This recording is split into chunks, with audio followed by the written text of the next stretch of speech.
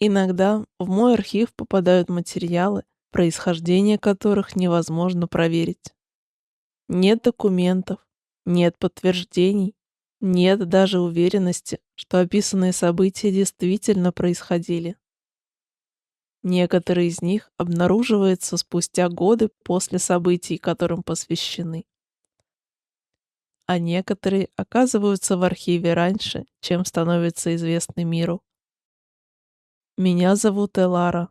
Добро пожаловать в архив Эхо.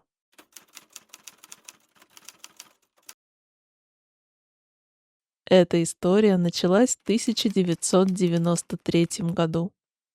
В промышленном городе Звездногорске произошло исчезновение, которое официально так и не было раскрыто. Из своей квартиры на улице Лесной пропал радиотехник Андрей Мельников. Милиция, взломавшая дверь по просьбе встревоженных друзей, зафиксировала странную картину.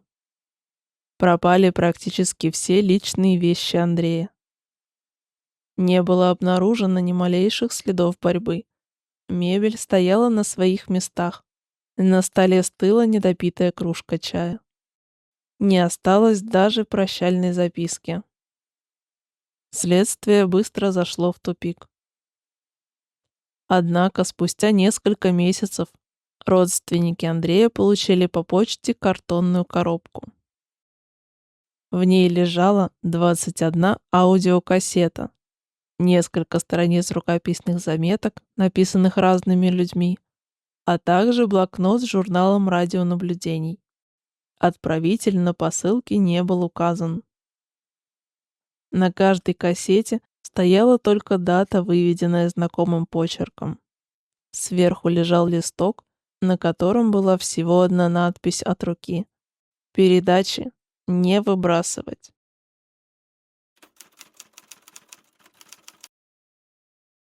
В 1993 году Андрею было 32 года. Его город Звездногорск после распада Советского Союза начал постепенно угасать. После закрытия приборостроительного предприятия Мельников начал зарабатывать частным ремонтом техники. Люди не могли позволить себе новую и ремонтировали старые устройства снова и снова, до последнего. Но настоящей его страстью было радио. По вечерам, когда город засыпал, Андрей поднимался на крышу своей хрущевки и пытался поймать дальние радиостанции.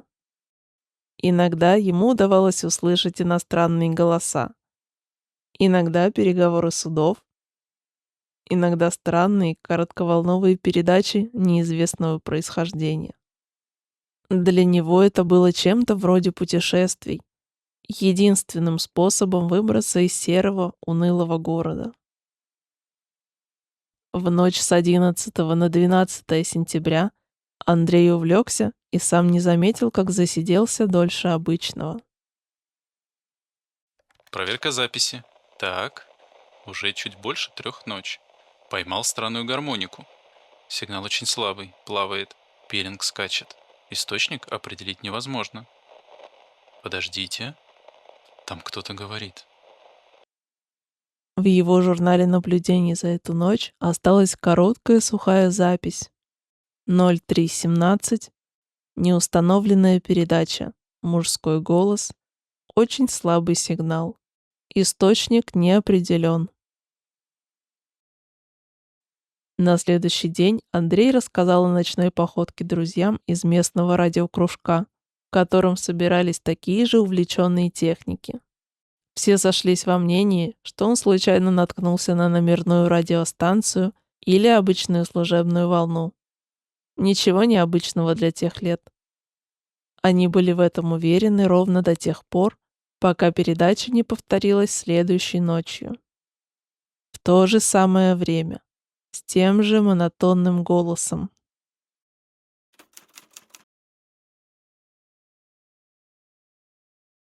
Первые записи, сделанные Андреем, казались лишенными всякого смысла. Неизвестный диктор не передавал ни шифры, ни координаты. Он просто произносил фамилии. Медленно, с паузами. Будто водил пальцем по невидимому списку. Назаров, Лапин, Кириллова, Суханов.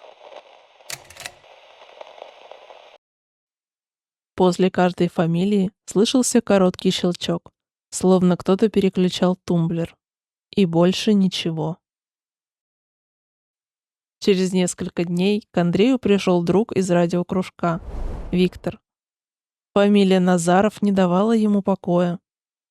Оказалось, что мужчина с такой фамилией действительно раньше работал с ними на одном заводе и жил в соседнем районе.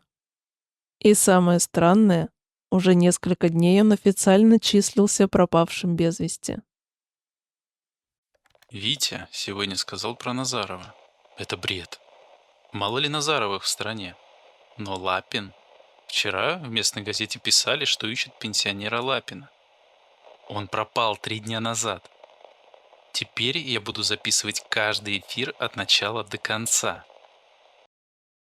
Совпадение выглядело неприятным, но все еще оставалось совпадением.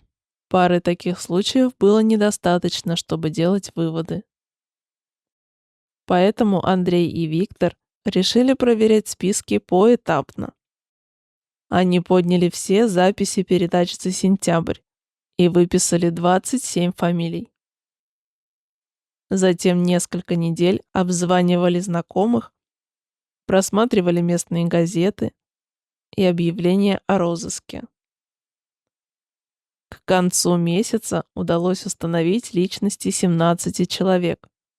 9 из них уже числились пропавшими без вести. Еще 4 исчезли позже. Слишком много для совпадения. Иногда человек исчезал через сутки, иногда через неделю или месяц. После этого Андрей перестал говорить о совпадениях. В его записях все чаще звучало другое слово — список. Чтобы определить источник загадочной передачи, один из друзей по радиокружку предложил установить 2 самодельные антенны в разных районах города. Обе принимали сигнал в одно и то же время, но каждый прибор показывал разные направления, словно передатчик одновременно находился сразу в нескольких местах. Проверил расчеты еще раз. Если верить пеленгам, передатчик одновременно находится в нескольких местах. Но ведь это невозможно. Так ведь? Через несколько дней Виктор связался с радиолюбителями из соседних городов. Спустя неделю пришли ответы. 2 утверждали, что слышат эту передачу, но списки фамилий у них отличались. Еще один прислал телеграмму, в которой было всего 3 слова. «Только не отвечайте».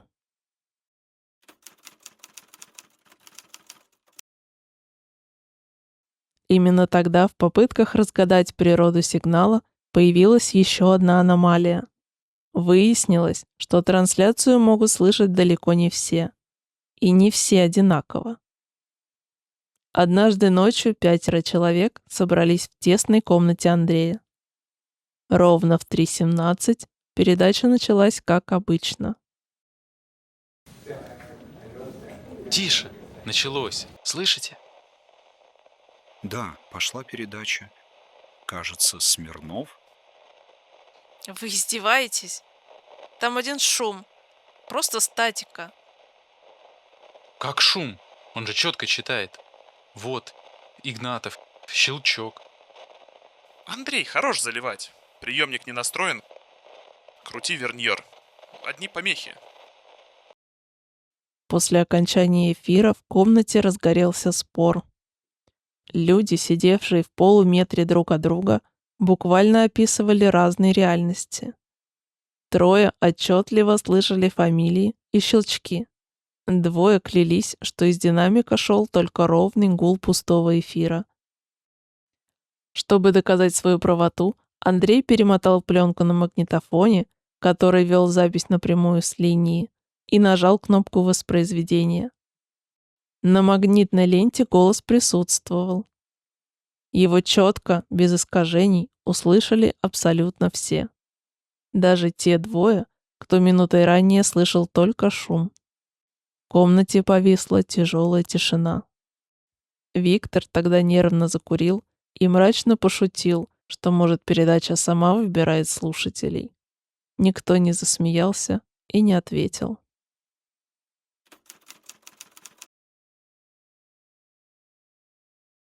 К концу ноября Андрей стал одержим сигналом. Он почти перестал брать заказы на ремонт, плохо спал, редко выходил из дома. Соседи вспоминали, что свет в его квартире горел до самого утра. Он часами сравнивал записи, перематывал пленки вперед и назад, строил графики, пытаясь найти хоть какие-то закономерности. И однажды он нашел одну. Я понял про щелчки. Это не тумблер. Если вырезать паузы между фамилиями и ускорить запись в 8 раз... Господи, послушайте! Это ритм. Очень медленный, очень ровный ритм. Как сердцебиение, чье-то огромное сердце. Это открытие испугало Андрея, но и подстегнуло копать глубже. В декабре Андрей делает более странное открытие. Мельников. Андрей несколько раз перемотал и прослушал этот момент. Ошибки быть не могло. Интонация, ударение — это была его фамилия. Он не рассказал об этом ни Виктору, ни другим друзьям из кружка, не позвонил родственникам. Он запер дверь на 2 замка и просто продолжил делать записи. Ждать, наблюдать за тем, как сужается круг. На следующую ночь голос произнес: Андрей Викторович Мельников. через сутки Улица Лесная, дом 8, квартира 24. и еще через день. Родился 21 февраля 1961 года. С каждым новым эфиром голос становился намного ближе, а щелчки становились чаще, словно пульс. Казалось, неизвестный диктор в темной комнате медленно, шаг за шагом, приближается к микрофону. К этому моменту Андрей уже почти не спал. На кассетах этого периода его собственные комментарии звучат пугающе. Он почти перестал вести технический журнал и начал разговаривать с эфиром. Словно пытался убедить самого себя, что всему происходящему есть рациональное объяснение, что это чья-то жестокая шутка. Но объяснений не оставалось.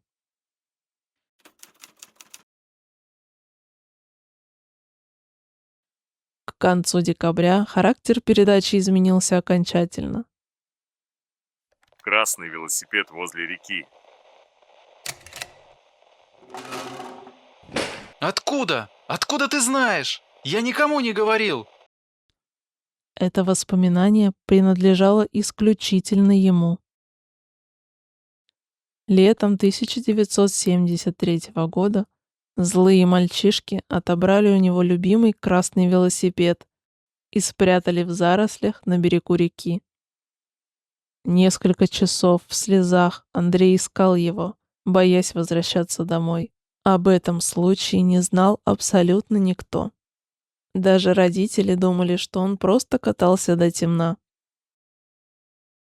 На следующий день голос из радиоприемника методично и холодно рассказал про бездомную кошку, которую Андрей спас из подвала лютой зимой 1981 года. Затем про длинное, полное извинений письмо девушке, которую он написал в 1985, но так и не решился отправить, порвав на мелкие клочки. Потом про яркий кошмарный сон, который так его и не отпустил. Прятаться было бессмысленно. Стало ясно, передача больше не зачитывала сухие анкетные данные.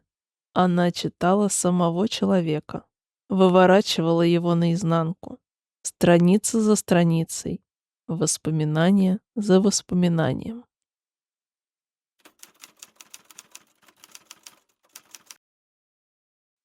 «26 декабря 1993 года Андрей Мельников включил запись на магнитофоне за 10 минут до начала загадочного эфира. На пленке сначала долгое молчание. Потом он начал говорить. Если вы это слушаете, значит, я не вернулся. Все это время я пытался найти источник сигнала. Искал антенну, мощный передатчик. Искал человека. Но сегодня понял, искать было нечего. В его голосе больше нет страха, паники или истерики. Он звучит абсолютно спокойно и отстраненно.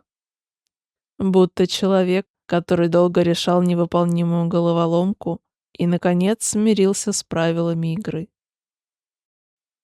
Возникает долгая пауза. На фоне нарастают эфирные помехи. Тихий, вибрирующий гул, который постепенно заполняет комнату. Мы ошибались. Эти фамилии не объявляли. Их отмечали. Как библиотекарь отмечает сданные книги в каталоге. Как архивариус делает пометки на пыльных карточках. Шум статики становится громче. Голос Андрея звучит все тише, словно он отдаляется от микрофона, или микрофон отдаляется от него. Мы считали себя слушателями, но все это время слушали нас. Сразу после этих слов магнитную запись заполняет агрессивный, плотный радиотреск. Около минуты пленка фиксирует только оглушительные помехи. А затем сквозь них прорезается тот самый голос из эфира. Теперь он звучит не из динамика приемника. Он звучит в самой комнате. Очень близко.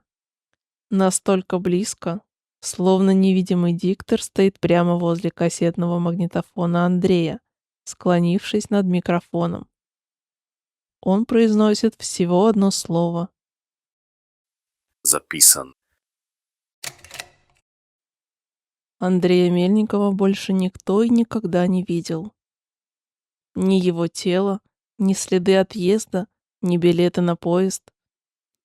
Не осталось никаких физических доказательств того, что он вообще покидал квартиру на Лесной улице. Остались только 21 кассета и частота. Та самая частота, которую спустя несколько лет, вооружившись записями Андрея, пытались найти другие радиолюбители Звездногорска. Большинство слышали там пустой белый шум. Но некоторые, самые упорные, утверждали, что им удалось поймать ее вновь. Всегда поздней ночью, всегда в одно и то же время. И всегда передача начиналась абсолютно одинаково. Из пустоты эфира выныривал короткий металлический щелчок.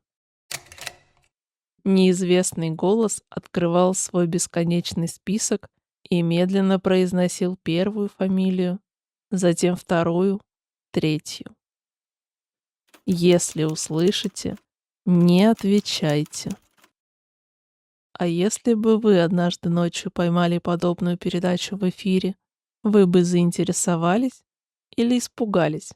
И в какой момент Андрей должен был остановиться? А если и у вас есть история, которую невозможно забыть, то можете отправить ее мне телеграммой или написать на почту. Возможно, следующая запись начнется именно с ваших слов. Меня зовут Элара. До встречи в новой записи архива «Эхо».